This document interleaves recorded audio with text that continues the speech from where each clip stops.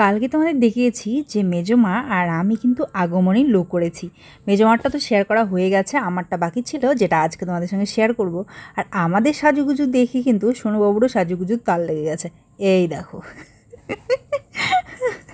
ও বলছে আমিও সাজবো মাম্মা, আমিও সাজবো। তো এই দেখো ওর দিদি ওকে সাজিয়ে দিয়েছে।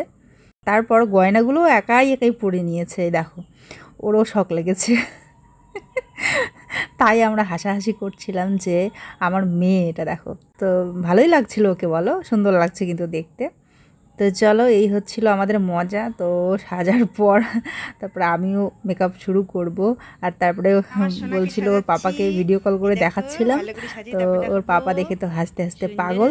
তো পাপা বলছে তাহলে ছেলের জামা কেন পরে আছে, তাহলে একটা মেয়ের জামা পরো। তো এই যে ওর হচ্ছে হিয়া দিদির জামাটাও ওকে পরিয়ে দিলাম আর কি। তো জামাটা পরে কিন্তু আরো বেশি কিউট লাগছে। তো এই হচ্ছে এখন বলছে এনার্জি নিয়ে সাজে অনেকক্ষণ থেকে সাজাচ্ছে। তো ভাবছি যে একটু লাল চা খেয়ে এনার্জি নিয়ে ওকে সাজতে বলেছি। হ্যাঁ আমি বলছি আমি সাজবো না, বলছে যে সাজ। আর ওই ইয়েটা খুলে যাচ্ছে, আমি ভাবলাম যে কালকে নালে করবো। তো ওইটা খুলে যাচ্ছে, হ্যাঁ ইয়েটা কাশফুলটা খুলে খুলে পড়ছে। তো যে কারণে দিদি বলছিল ফুলটা নষ্টই হয়ে যাবে, আজকেই করে নিই এই সুযোগে, নাহলে আর হবে না। আর ঠিকই বলেছে, মানে এরকম করে একদিন দুদিন করে চলেই যাচ্ছে দিনগুলো, আর তারপর কিন্তু হয়েও ওঠে না। তো ভাবলাম চলো আর একটুখানি ধৈর্য নিয়ে নিজেরটাও করেই নিই। দিদিকে বললাম তুই সাজ, দিদি বলছে না আমি সাজবো না, তুই সাজ। তো এই করতে করতে ভাবলাম চলো তাহলে আমি একটু সেজেই নেই, নাহলে আর হবে না। তো করেই নিই। তো যে জন্য এই যে এখন চাটা মুড়িটা আমরা খাচ্ছি সবাই মিলে, খেয়ে দিয়ে আমি শুরু করব। আর আমার ছেলেকে দেখে তো বারবার আমার হাসিই লাগছে, কিরকম মেয়ের মতো লাগছে বলো।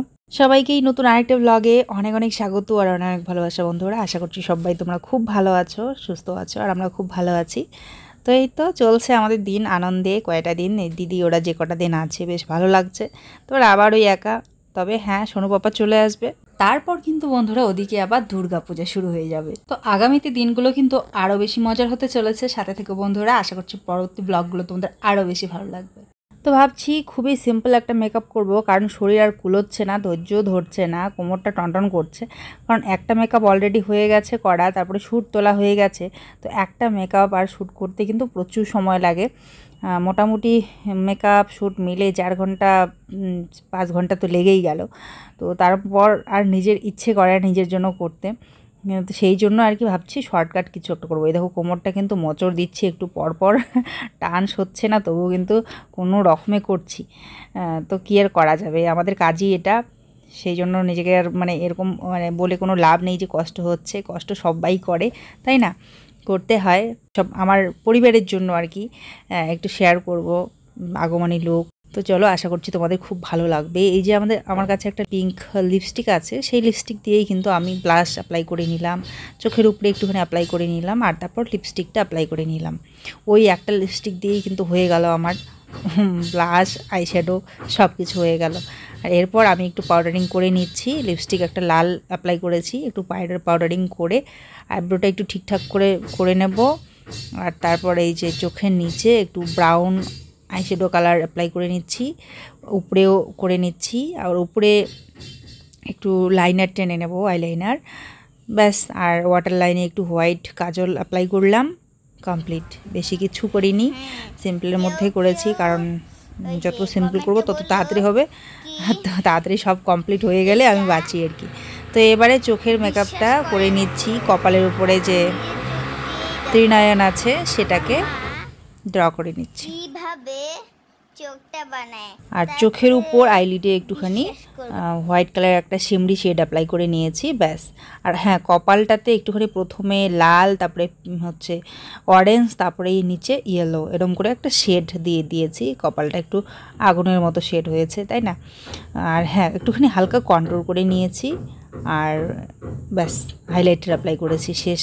এই হলো আমার সিম্পল মেকআপ। রাত্রি হয়ে গেছে অনেকটা, তাই বেশি কিছু করিনি। সেই 5টাতে ভাগ্নিকে নিয়ে বসেছিলাম, 5টা থেকে মেকআপ টেকআপ করার পর শ্যুট টুট কমপ্লিট করতে করতে 9টা বেজে গেছিলো, 4 ঘন্টা লেগেছে। তারপরে আমারটা শুরু করেছি। তো আমারটা জানি না কখন হবে, হ্যাঁ কমপ্লিট হয়েছিল শ্যুট টুট সমস্ত কিছু মিলে 1টা 1:30 বেজে গেছিলো। ভাগ্নিরা তো খেয়ে দিয়ে ছেলে সবাই খেয়ে দিয়ে ঘুমিয়ে পড়েছিল, ওদেরকে খাইয়ে দিয়ে দিদি বলছিল ঘুমাও, ওরা ঘুমিয়ে পড়েছিল। আর দিদি আর আমি অনেক রাতে ওই বোধহয় 1টা-1:30টার দিকে খেয়েছি, ঘুমোতে ঘুমোতে 2টো বেজে গেছে। আর দিদিকে বলছিলাম যে তুই খেয়ে নে, তুই খেয়ে শুয়ে পড়, ঘুমিয়ে পড়, আমি এখন কমপ্লিট করে লুকটা কমপ্লিট করে একটুখানি শ্যুট করে খেয়ে দে, আমি শুবো এখন। কিন্তু ও কিছুতেই শুনছে না, ও ওই যে সোফায় শুয়ে শুয়ে এডিট করছে। কোনো ব্যাপার না, কালকে স্কুল নেই, তো কালকে আরামসে উঠতে পারবো আর কি, ঘুমটা কমপ্লিট করে।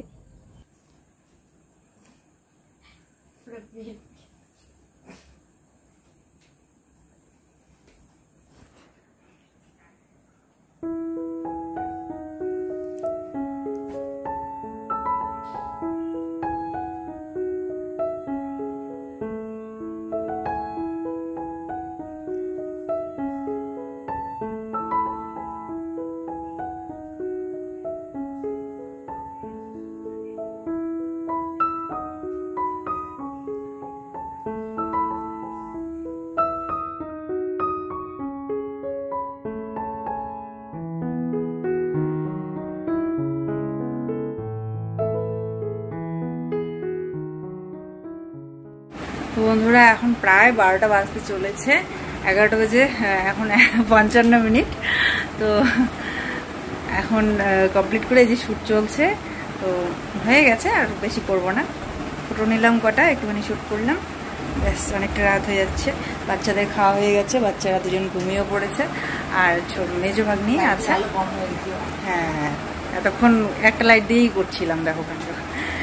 তো এখন হচ্ছে অনেকটা রাত হয়ে গেল, এখন দিদি আর আমি বাকি আছি খাওয়া, তো আমরা খেলে পরে শুয়ে পড়বো আমরা। আর এই যে ব্যাকগ্রাউন্ডটা এইভাবে বানিয়েছিলাম 2টো শাড়ি দিয়ে এইভাবে। তো এখানটা হচ্ছে মেজো ভাগ্নিকে শ্যুট করলাম, ওকে সাজিয়ে, ওর কমপ্লিট হওয়ার পর এখন আমি সেজেছি। তো কীরকম লাগছে আমার লুকটা, আগমনের লুকটা কীরকম হয়েছে, যদি ভালো লাগে তো অবশ্যই একটা লাইক করো। এই যে খুব তাড়াতাড়ি করে সেজেছি।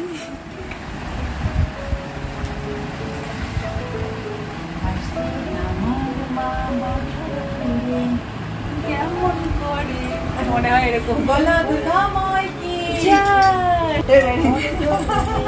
খুশিতে নাচে তালে কোমর দুলে, খুশিতে নাচে আজের বাজা হাসো কোমর দুলে, খুশিতে নাচে নামাচল থাকবে মা আর কত জমা আসো, থাকবে না আর কত উল্টো পাল্টা গান করছি, মনে করো না। জীবন খুশিতে মন হাতে আমি বানিয়ে দিলাম, ভুলে যাই গান।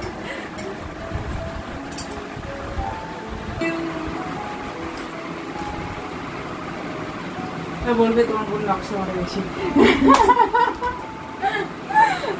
নকশা মারি, কিন্তু কারো কোনো ক্ষতি করি না, কারো মানে চেষ্টা করি ভালো করার, ভালো মানুষ হওয়ার চেষ্টা করি, কিন্তু নকশা মারলেই মানুষ খারাপ করে, কিন্তু মানুষের ক্ষতি করে না।